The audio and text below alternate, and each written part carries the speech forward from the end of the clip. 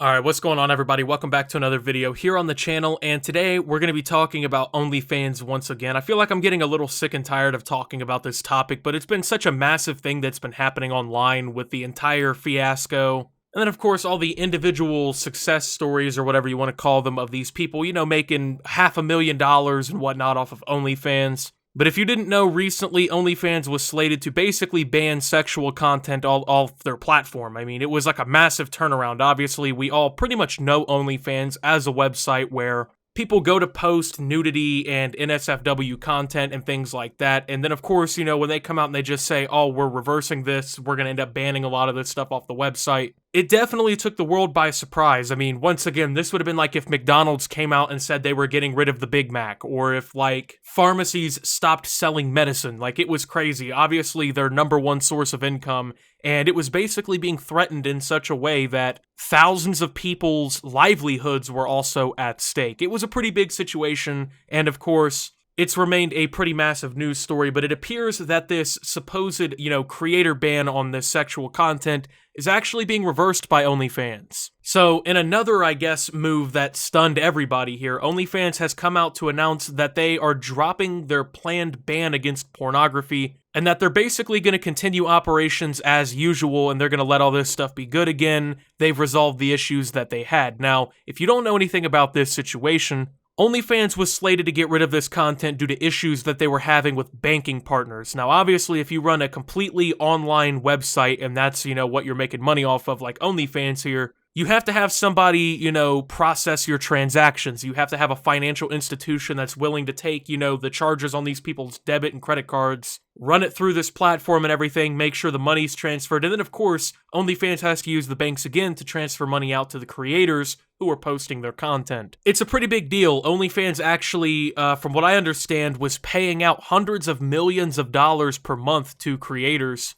meaning it was actually a pretty massive, you know, industry. It was a very massive form of making money online. That is definitely a pretty big payout, okay? And apparently this was monthly. This was not just, you know, one random month. This is what they were averaging, so OnlyFans dropped plans to ban pornography from its service less than a week after the UK content creator subscription site had announced the change, citing the need to comply with policies of their banking partners. On Wednesday, the company said, quote, it secured assurances necessary to support their diverse creator community, suggesting that it has new agreements with banks to pay OnlyFans' content creators, including those who share sexually explicit material. Quote, thank you to everyone for making your voices heard. We have secured assurances necessary to support our diverse content creator community and have suspended the planned October 1st policy change, the company said in a tweet. Quote, OnlyFans stands for inclusion, and we will continue to provide a home for all creators, the company said. An OnlyFans spokesperson declined to say which bank or what banks it has new or renewed payment processing agreements with. Quote,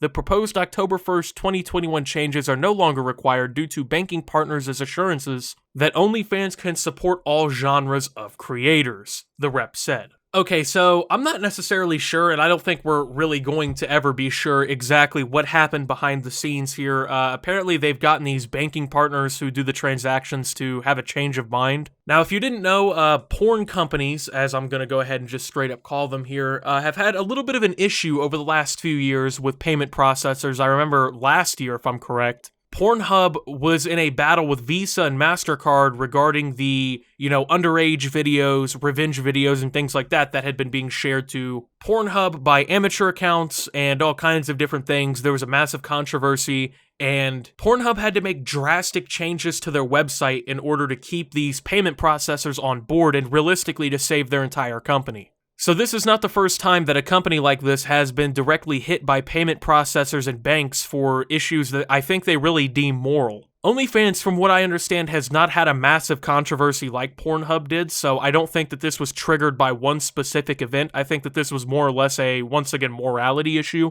I think these banks didn't really want to have any dealing with a company that, you know, is basically producing pornography for the internet. And of course, you know, people use OnlyFans for cosplaying and other interests altogether, but in all reality, the vast majority of the money-making content on this platform is nude and stuff like that. So OnlyFans, I think, probably would have been in a pretty bad situation. I mean, once again, the vast majority of your users are using this for pornography. You're no longer allowing that. the company was probably going to see a massive hit in revenue, if not an outright death. They've been planning this OFTV thing that they've announced, where it's essentially just going to be like, I guess, Patreon or something, but, you know, they're trying to make it more widely available without the nudity and stuff, to change, I guess, their brand's image as a porn company, and also to circumvent the payment processors getting mad. But it was a pretty big deal, right? We saw a lot of these OnlyFans girls freaking out, right? And a bunch of them actually ended up deleting their OnlyFans accounts in favor of going to other websites. I think one of them is called Fansly, which is some sort of website kind of like OnlyFans.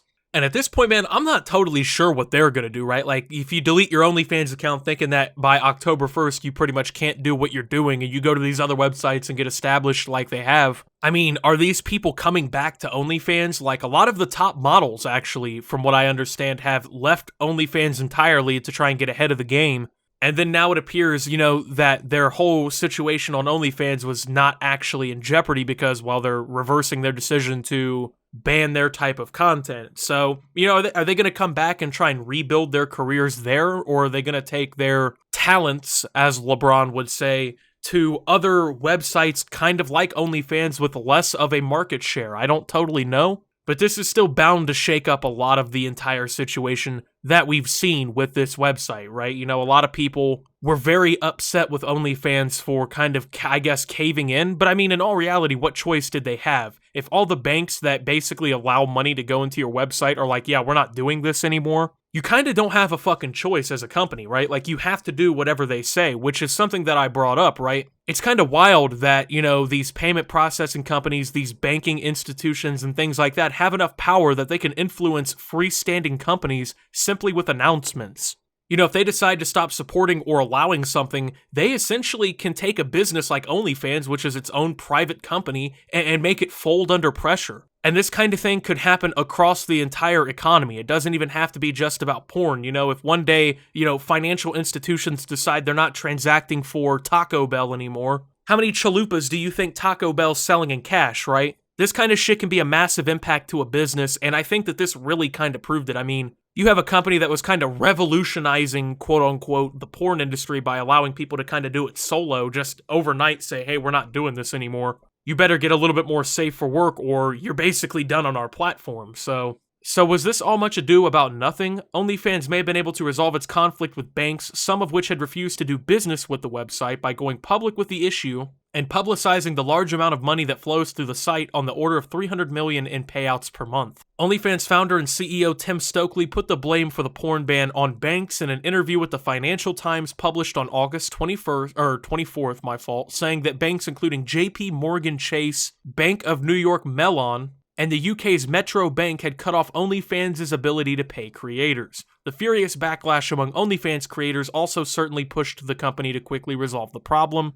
OnlyFans' decision to ban porn had infuriated sex workers who have relied on the site to support themselves. In frustration, some adult creators had already nixed their OnlyFans pages and moved to alternate platforms. Founded in 2016, the site claims to have more than 130 million registered users and over 2 million creators. While OnlyFans grew to popularity largely based on its porn-friendly policy, the company has been looking to reach wider audiences. For example, this month it officially launched OFTV, a streaming app that excludes sexually explicit content, in part to obtain distribution on platforms that disallow porn. OFTV is available on Android, iOS, Apple TV, Roku, Amazon's Fire TV, Android TV, and Samsung Smart TVs. OnlyFans has been able to attract some celebrities to its platform, with some of the most popular OnlyFans accounts including Bad Baby, Cardi B, Jordan Woods, Bella Thorne, Amber Rose, Blac Chyna, Ruby Rose, and Tana Mongeau. So this is definitely a pretty big situation, and like I said, you know, a lot of these people completely dipped off the platform and everything, and obviously, you know, these creators were going to be mad about that. I don't think anyone really expected any differently. I mean, you got these people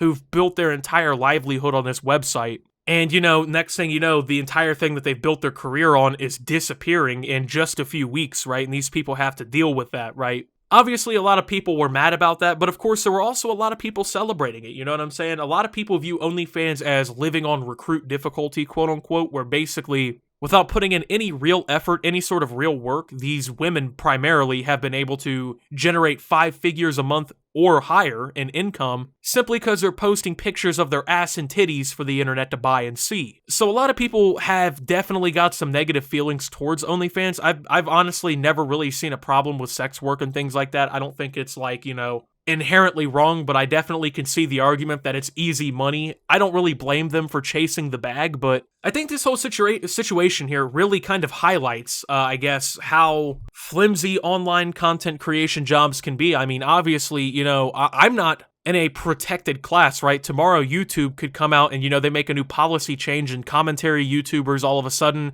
aren't necessarily viable anymore. So I guess I can kind of understand being in that position because, I mean, your job is basically at the hands of a company that you've never been to before, and they have pretty much no interest in keeping you specifically happy. The only time that they really give a fuck what you have to say is if the majority of the other people that they have to listen to are saying the same thing that you do. In the long run, I mean, is this going to be, a game changer on the internet? I don't totally know. It really only depends on if you care about this situation or not. I mean, if obviously you're spending $400 a month on OnlyFans, yeah, you're going to be a little pissed, but for a lot of us who just don't use OnlyFans and don't really totally care about the website in general, not totally a huge deal, but it was a pretty crazy situation that unfolded. So with that being said, though, thank you guys for watching. If you did enjoy, make sure to leave a like, subscribe if you're brand new around here on the channel, follow me over on Twitter and Twitch at @SubToOptimus. Make sure to check out Shop Opti down below. And until my next video, guys, this is Optimus, watching OnlyFans come back to life, basically, and signing out.